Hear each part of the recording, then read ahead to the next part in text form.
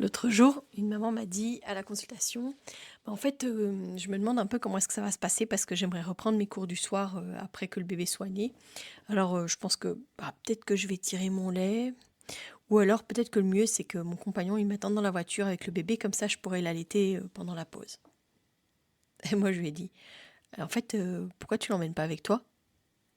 Là elle m'a regardé avec des yeux ronds, comme si j'avais proposé un truc complètement fou. Comme si c'était interdit, comme si c'était pas possible. Et c'est là que j'ai réalisé qu'on a tellement l'habitude de cloisonner la maternité, on a tellement séparé le rôle de mère du reste de la vie, qu'on pense même plus que ça serait envisageable de venir avec son bébé. On a intégré cette idée que qu'on doit choisir, soit on est une maman présente, soit on est une femme active, une élève, une professionnelle, une citoyenne engagée. Depuis 3 ans, dans le podcast Sage-Femme Authentique, je fais entendre des voix, celles des femmes, des familles, des sages-femmes, des naissances vécues. Et cette année encore, je participe au défi J'envoie. Un épisode par jour pour raconter, ressentir, relier. Bienvenue dans Sage-Femme Authentique. Alors tu sais, dans ma pratique, je rencontre souvent des femmes qui ont envie de reprendre des projets et puis peut-être de continuer des formations, de rester actives dans leur vie sociale ou professionnelle. Et puis dès qu'un bébé entre dans l'équation, en fait, tout devient un peu flou et tout se complique. On leur parle de conciliation, d'équilibre, etc. Mais en réalité, on leur fait comprendre qu'il faut choisir et que, en tout cas, le bébé, il n'est pas forcément le bienvenu, quoi. En fait, c'est pas toujours une question d'organisation. En fait, je pense que c'est souvent une question de regard extérieur et puis de normes sociales. Puis c'est un manque d'imagination collective, ça, clairement. Aujourd'hui, j'ai envie de parler de cette séparation qu'on crée très tôt entre les mères et les bébés et de cette croyance qu'on ne peut pas tout faire, pas dans le sens de la performance, mais dans le sens d'inclure le bébé dans sa vie au lieu de devoir mettre sa vie en pause tout le temps où on doit s'occuper d'un tout petit. Et tu vas voir, je vais te parler de mes expériences personnelles et puis de notre rapport à l'inclusion des bébés dans l'espace public. Moi aussi, je suis passée par là. Quand mes enfants étaient petits, notamment Michel, je l'ai eu pendant mes études de sage-femme. Donc j'étais en 3e année de sage-femme, il est né au mois d'avril. Évidemment qu'au mois de juin, je ne me suis pas séparée de mon bébé pour passer mes examens. Donc en fait, je l'avais contre moi, en écharpe ou au sein. Et puis quand il gigotait un petit peu plus et qu'il était éveillé, etc., il y avait toujours un professeur pour le prendre dans les bras et de faire le tour des tables en même temps. Et puis dès que ma meilleure amie était disponible parce qu'elle avait terminé son examen, elle le prenait et elle allait patienter à côté. Puis après, je l'ai emmené à la chorale. Il avait déjà tellement l'habitude d'entendre les instruments, etc., quand il était dans mon ventre, que ça ne lui a pas du tout posé problème d'être avec moi. Je me souviens d'une répétition dans la collégiale, où j'étais placée juste derrière la trompette. Il n'a pas pipé mot, il n'a rien dit, parce qu'en fait, il avait l'habitude d'être à cette place, dans mon ventre, et que là, ça allait, c'était ok, pas de problème. Mais que ce soit pendant les examens, que ce soit pendant un hobby, la chorale, etc. Je crois que on doit juste imaginer potentiellement que c'est possible. Joséphine, elle m'a accompagnée en écharpe pendant mes formations parce que je me suis formée pendant ma grossesse à monter mon activité, monter un business model, etc. J'ai commencé enceinte, puis j'ai terminé maman.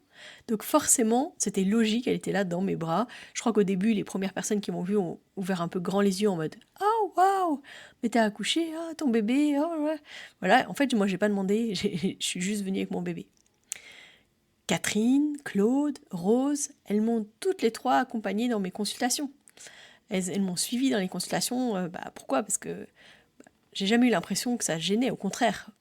Clairement, en tant que sage-femme, je pense que des parents qui s'apprêtent à accueillir un bébé, ils ne devraient pas être questionnés de voir un petit enfant qui est là, un petit bébé qui est là.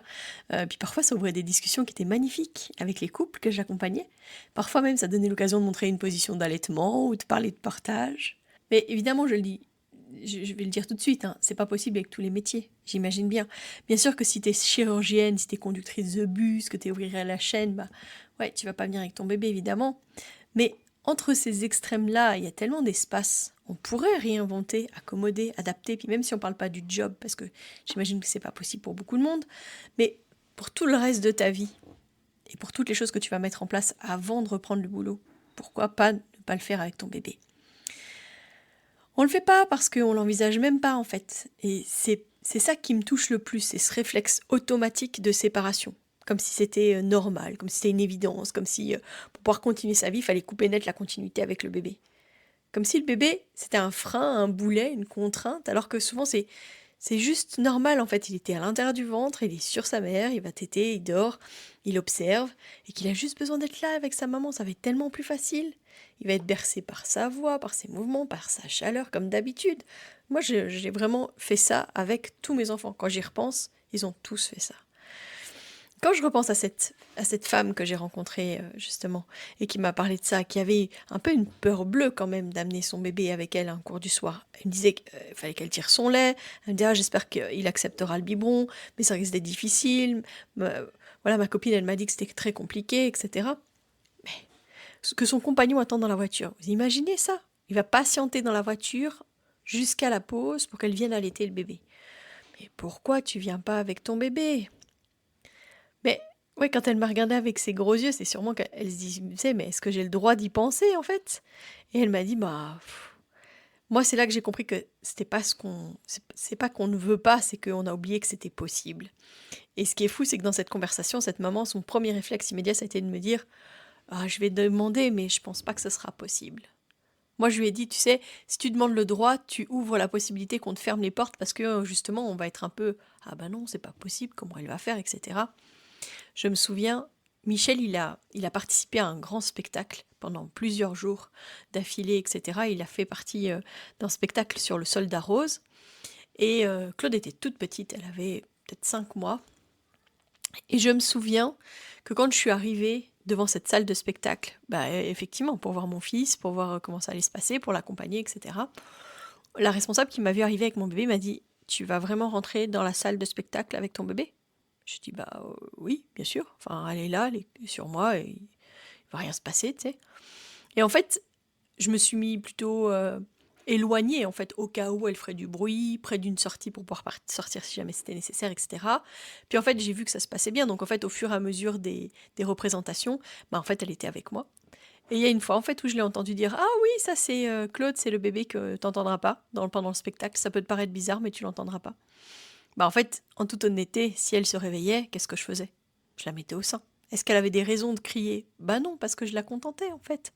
Donc il n'y avait pas de souci. Je me dis: pourquoi est-ce qu'on part du principe que c'est pas possible? Pourquoi est-ce qu'on sent qu'il faut demander une autorisation pour être une mère et puis à la fois une femme impliquée, dans sa citoyenneté aussi? J'ai vu, il y avait une parlementaire qui était allée au Parlement avec son bébé en écharpe. On peut être mère et étudiante, on peut être mère et professionnelle, on peut être mère et choisir d'avoir des activités, etc., sans faire peser tout le poids sur son compagnon ou sa compagne. À la fois, quand l'enfant commence à grandir, et puis que en fait, il mettrait un peu trop le bazar dans l'espace, souvent c'est que en fait, il serait temps et il pourrait carrément vivre du temps sans sa mère et que c'est beaucoup plus facile. Mais quand on parle d'un tout petit, c'est quand même plus facile quand on l'allaite notamment d'avoir son bébé avec soi. Moi, je les ai traînés effectivement au cours de solfège, je les ai traînés à mes formations, je les ai traînés à mes cours du soir, je les ai traînés partout en fait. Et c'était ok. Tu vois, notre formation, elle fonctionne sur une logique de séparation. On sépare les fonctions, on cloisonne les rôles. Puis on intègre l'idée que quand on devient mère, faut mettre de côté sa vie personnelle, professionnelle, sociale. Et alors c'est là que les femmes, elles se sentent seules et abandonnées et qu'elles ont l'impression qu'elles ont plus d'espace. Et c'est pas juste avoir du temps sans le bébé, c'est aussi adapter les choses pour qu'elles puissent le vivre sereinement, différemment.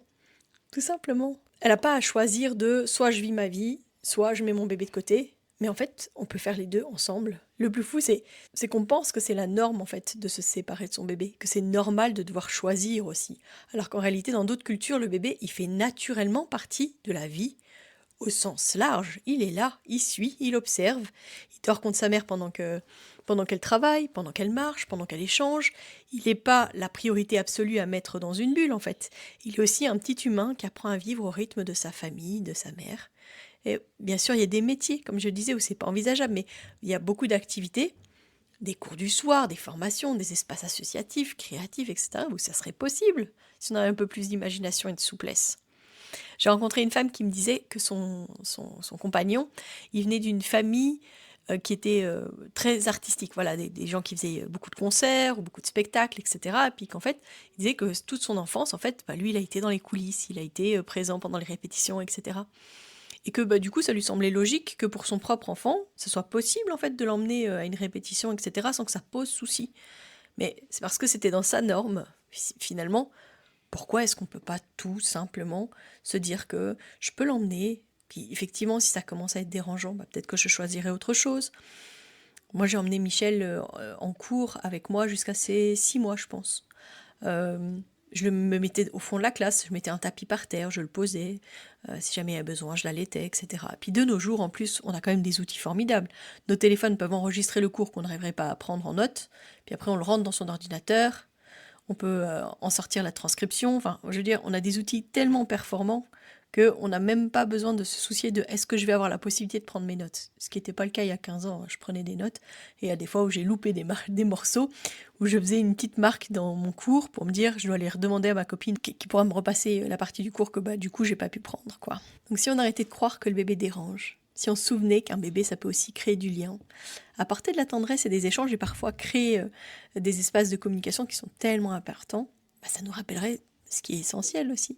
Et si au lieu de nous dire bah, je vais demander, on se disait je vais voir comment je peux faire avec lui, avec elle, et je pense que on sortirait de cette logique de permission pour aller vers une logique d'intégration. C'est pas une question d'être une super maman qui fait tout, mais c'est une question de réinventer notre place entière sans devoir nous dissocier en 1000 morceaux. Alors tu sais, on parle souvent d'inclusion, mais est-ce qu'on pense vraiment inclure les bébés dans nos vies d'adultes? Même les enfants, ils font plus vraiment partie de la vie sociale. Ça dérange dans les restaurants, ça dérange au cinéma, etc. Donc ça serait bien qu'on voit un peu les adultes de demain comme des personnes à intégrer dans notre vie de tous les jours et pas comme un poids à porter. C'est comme c'est pas un rythme à suivre, c'est pas une présence seulement, c'est une continuité du lien. C'est pas qu'une interruption, quoi. Alors bien sûr, comme je disais, c'est pas toujours facile. Bien sûr, faut s'adapter. Bien sûr, faut trouver des astuces. Mais ce que j'aimerais te dire aujourd'hui, c'est en fait, t'as le droit d'essayer. T'as le droit de pas demander la permission d'être une maman et une femme active en même temps.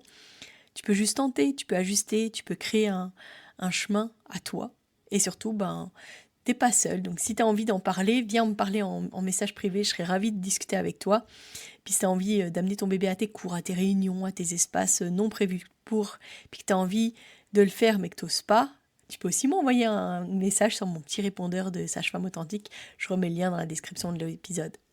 Si cet épisode t'a parlé, n'hésite pas à le partager à une future maman qui se pose 1000 questions sur comment est-ce que je vais gérer avec mon nouveau-né alors que j'aimerais encore aller à ma soirée avec ma copine ou pouvoir faire une nouvelle formation en cours du soir, etc. Partage-le à une amie, une sœur, une collègue qui rêve de continuer ses projets tout en portant son bébé, en l'allaitant, etc. Ou même peut-être, ce qui sera encore mieux, un formateur, un responsable voilà, d'espace de coworking, un collègue, voilà, pour changer les mentalités ensemble. Allez, je vous dis rendez-vous demain et d'ici là, bah, portez-vous bien.